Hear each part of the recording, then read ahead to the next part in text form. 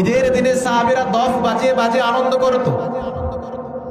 ঈদের দিনে আল্লাহর নবী শুয়ে আছেন, পাশেই ছিল আবু বকর সিদ্দিক রাদিয়াল্লাহু তাআলা আনহু। হঠাৎ করে ছোট ছোট বাচ্চারা দফ বাজিয়ে বাজিয়ে আনন্দ করতেছিল। সঙ্গে সঙ্গে আবু বকর সিদ্দিক ওই ছোট বাচ্চাদেরকে তিনি ধমক দিলেন, নবী শুয়ে আছে আর তোমাদের এত সাহস, তোমরা দফ বাজিয়ে বাজিয়ে তোমরা আওয়াজ করতেছো। আল্লাহর নবী সঙ্গে সঙ্গে আবু বকরকে ধমক দিলেন, আবু বকর, এই ছোট বাচ্চাদেরকে তুমি নিষেধ করো না, আজকে ঈদের দিন তাদেরকে দফ বাজিয়ে বাজিয়ে আনন্দ করতে দাও। আপনাদের কাছে প্রশ্ন, বলেন তো সুদ হালাল না হারাম? সুদ হারাম। বান্দার প্রশ্ন থাকতে পারে, রব্বুল আলামিন সুদ তো আপনি হারাম করলেন, তাহলে ইনকাম কিভাবে করব? ধনী হতে হবে, সন্তানকে পড়াশোনার দায়িত্ব নিতে হবে, পরিবারের খরচ আছে, সন্তানের পড়াশোনার খরচ আছে, তাহলে টাকার দরকার, তাহলে কিভাবে আমরা সংসার চালাবো? আল্লাহ পাক বলেন, বান্দা চিন্তার কোনো কারণ নাই, আমি আল্লাহ রাব্বুল আলামিন সুদকে হারাম করে দিয়েছি, বিকল্প তোমাদের জন্য ব্যবসাকে জায়েজ করে দিয়েছি। ব্যবসার মধ্যে বরকত আছে না নাই? ব্যবসার মধ্যে বরকত আছে। প্রত্যেকটা নবী পরিশ্রম করত। আদম নবী তিনি কৃষি কাজ করত, মুসা নবী তিনি ছাগল চড়াতেন, আল্লাহ রাসূল তিনিও ছাগল চড়াতেন, দাউদ নবী দর্জির কাজ করত। যত নবী ছিল তারা পরিশ্রম করত। সম্মানিত হাজিরিন, আবু বকর সিদ্দিক রাদিয়াল্লাহু তাআলা কাপড়ের ব্যবসা করতেন, ওসমান রাদিয়াল্লাহু তাআলা তিনিও কাপড়ের ব্যবসা করতেন। তারা ইসলাম পরিশ্রমকে উৎসাহিত করেছে। যুবকরা হতাশ, পড়াশোনা করে চাকরি নাই, চাকরি ছাড়া কি ইনকামের কোনো আর কি পদ্ধতি আছে না নাই? অবশ্যই আছে।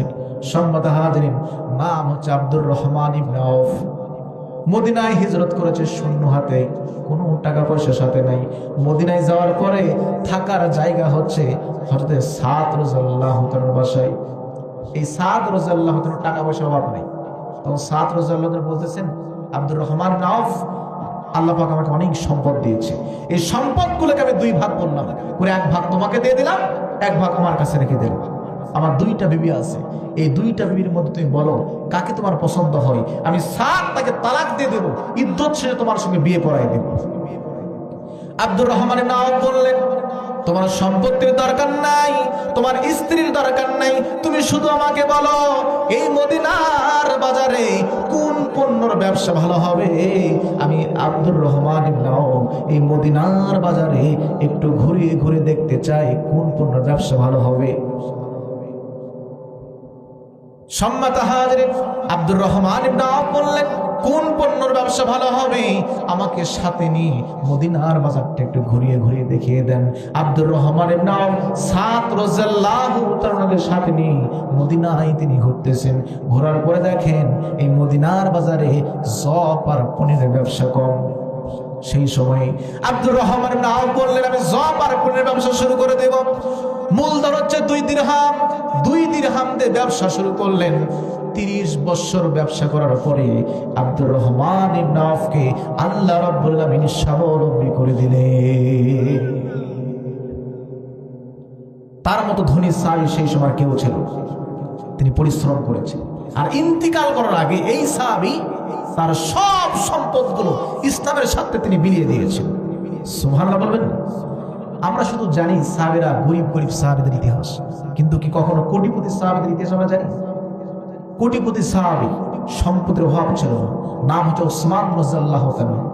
রাসূল বলতেছেন, একটা কোপ, মদিনায় হিজরত করেছি, এই কোপ থেকে পানি তুলে খেতে গেলে টাকা দিতে হয়, তোমরা কি কেউ কি পারবে এই কোপটা খনন করে একদম ফ্রিতে পানির ব্যবস্থা করে দিতে?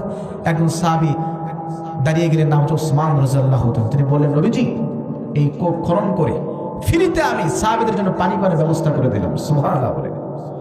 তাবুক যুদ্ধের সময় রাসূল বললেন, সাহাবীরা অনেক অর্থের প্রয়োজন, তোমাদের যা আছে তোমরা দান করো। খেজুর পর্যন্ত তারা নিয়ে এসেছে দান করার জন্য।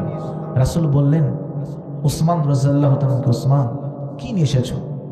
বলেন, নবীজি যুদ্ধ করতে যত খরচ হবে সব খরচের অর্ধেক খরচ আমি আল্লাহর রাস্তায় দান করে দিলাম। সুবহানাল্লাহ বলবেন না? ওমর রাদিয়াল্লাহু আনহুকে জিজ্ঞেস করা হলো, তিনিও প্রচুর পরিমাণ সম্পদ তিনি দান করলেন। এদিকে দেখে আবু বকর সিদ্দিক রাদিয়াল্লাহু তাআলা তিনি আসতেছেন। রাসূল বলেন, আবু বকর তুমি কি নিয়ে এসেছো? আবু বকর বললেন, নবীজি আমার বাসায় আল্লাহ এবং আল্লাহ রাসূলকে রেখে যা ছিল সব সম্পদগুলো আমি দান করে দিলাম, কিছুই রাখে নাই, সব সম্পদ দান করে দিলাম।